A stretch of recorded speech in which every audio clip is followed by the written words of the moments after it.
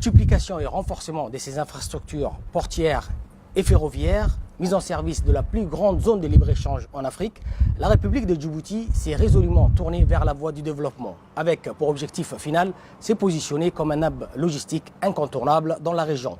Cela étant, les derniers développements dans la région, et notamment avec le rapprochement entre l'Éthiopie et l'Érythrée, cela suscite un certain nombre d'interrogations parmi l'opinion publique. Donc, beaucoup de questions. Toutes ces infrastructures vont-ils jouer pleinement les rôles?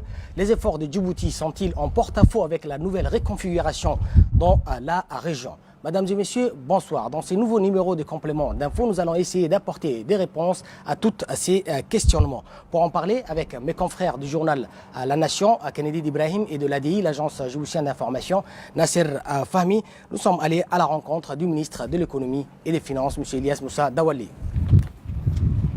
Bonsoir, Monsieur le ministre, et merci d'avoir accepté de répondre à nos questions. Alors, une première question. Pour jouer pleinement son rôle de hub régional, Djibouti a développé de nombreuses infrastructures, tant portières que ferroviaires. Un volet, normalement aéroportière, devrait compléter cet ensemble. À quand ce volet? Bismillahirrahmanirrahim. Salam alaikum wa rahmatullahi wa barakatuh. Vous êtes très direct sur les différents investissements réalisés et sur l'aéroport. Ça fait partie de notre agenda, ça fait partie des priorités pour compléter tout ce qui est infrastructure de base pour permettre à la République de Djibouti de jouer son rôle de hub régional et continental, voire international. Nous avons travaillé sur toute la partie design du projet. La mobilisation a été recherchée. Il se trouve que les conditions obtenues étaient des conditions non concessionnels et nous avons privilégié maintenant des financements sous la forme de concessionnels, voire un partenariat public-privé ou sous la forme de BOT. C'est bien avancé, les discussions avancent bien. Nous espérons d'ici à la fin de l'année avoir des résultats très concrets, Inch'Allah. Monsieur le ministre, la ligne ferroviaire est entrée dans sa phase commerciale et assure le transport des passagers et des fret depuis son entrée en service. Il y a une tendance qui se dessine. Est-elle conforme à vos prévisions? Avant de répondre à cette question, il faut retenir quelques dates et quelques chiffres. Depuis l'accession à la magistrature suprême, le président de la République a privilégié de faire jouer Djibouti non seulement en tant qu'acteur régional, continental et international sur le plan diplomatique, mais et surtout sur le plan commercial et logistique. Le volet ferroviaire, évidemment, on va renforcer cet aspect et rapprocher Djibouti justement de ses objectifs. Est-ce que, au jour d'aujourd'hui, les résultats que vous avez enregistrés sont conformes à ces... Oui. J'ai bien noté par rapport à la question qui m'a été posée sur sommes-nous en phase par rapport à nos aspirations, à notre ambition sur le chemin de fer. Je vais d'abord annoncer la très bonne nouvelle. Les Djiboutiens aujourd'hui sont partis en vacances en cette saison chaude par train et en grand nombre.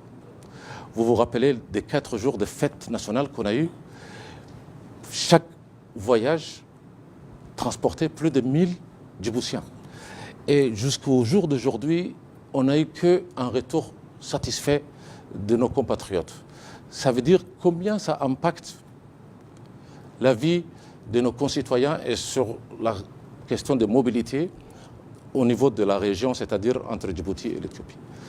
Ceci étant dit, il y a également un train marchandises au départ de Djibouti tous les jours, lequel, un train quotidien, a été aujourd'hui doublé.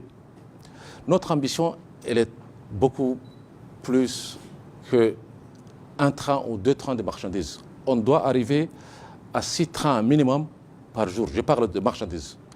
Et nous pensons qu'en apportant tous les concours nécessaires, en travaillant en harmonie, en donnant tous les moyens en termes de capacité, en finalisant les investissements, parce qu'il faut savoir qu'au jour d'aujourd'hui, même si nous sommes à 2 trains marchandises par jour, nous travaillons encore avec des moyens encore non complets. En l'occurrence, la connexion avec le terminal à conteneurs de Djibouti sur le plan d'infrastructure de base terminée, mais les équipements de manutention ne sont pas encore installés, chose qui va être finalisée avant la fin de l'année, nous l'espérons. La connexion du chemin de fer au Doral Multipurpose Terminal, ou le DMP, le Doral 2, n'est pas encore complet. Et la connexion du chemin de fer à la société Horizon Terminal n'est pas complète. Tout ça, c'est en cours.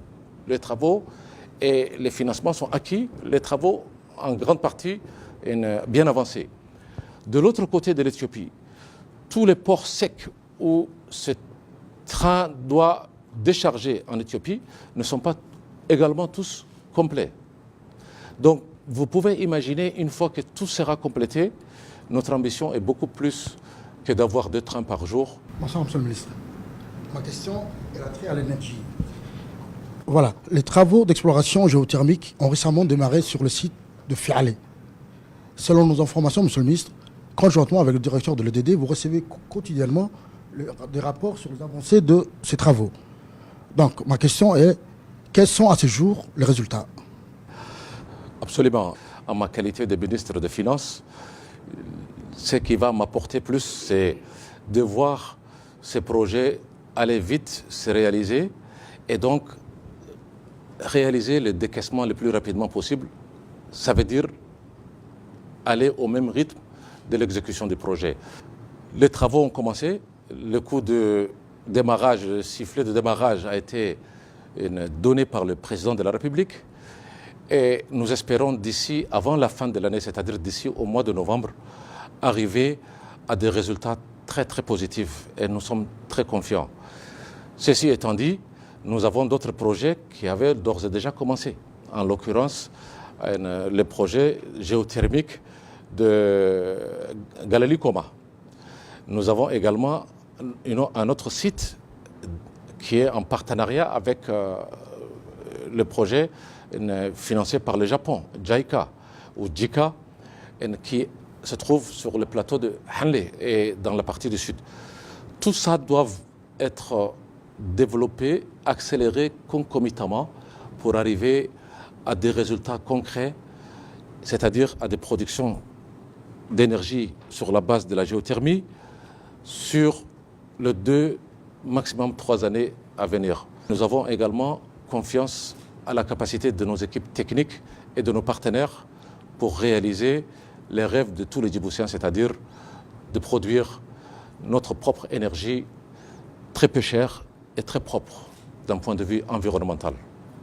La plus grande zone franche du continent a été inaugurée récemment.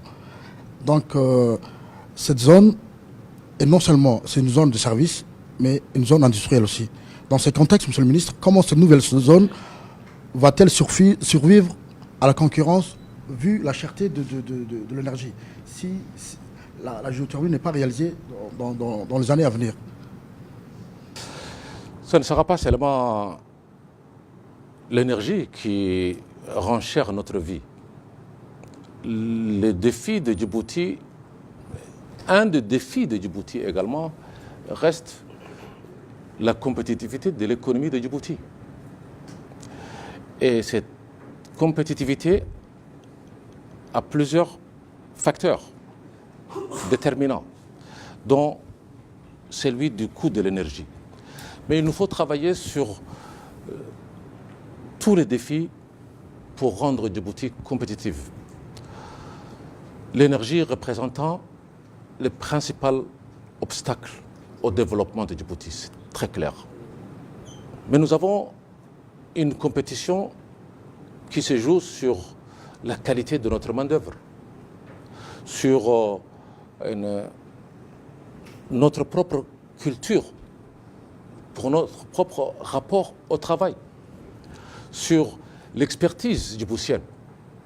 Ça fait partie des éléments qui font que la compétition va être de plus en plus rude, non pas pour la zone franche, mais pour notre économie en général. La compétition n'a plus de frontières. Nos compétiteurs sont à notre porte, mais notre compétiteur, il peut être également dans la partie orientale de la mer Rouge. Mais il peut très bien être également à d'autres points beaucoup plus éloignés. Donc, cette zone franche, si nous considérons son investissement, ça va être l'élément cardinal, entre guillemets, pour faire en sorte à ce que Djibouti puisse connaître sa transformation, parce que on n'est pas seulement dans le service comme c'était le cas.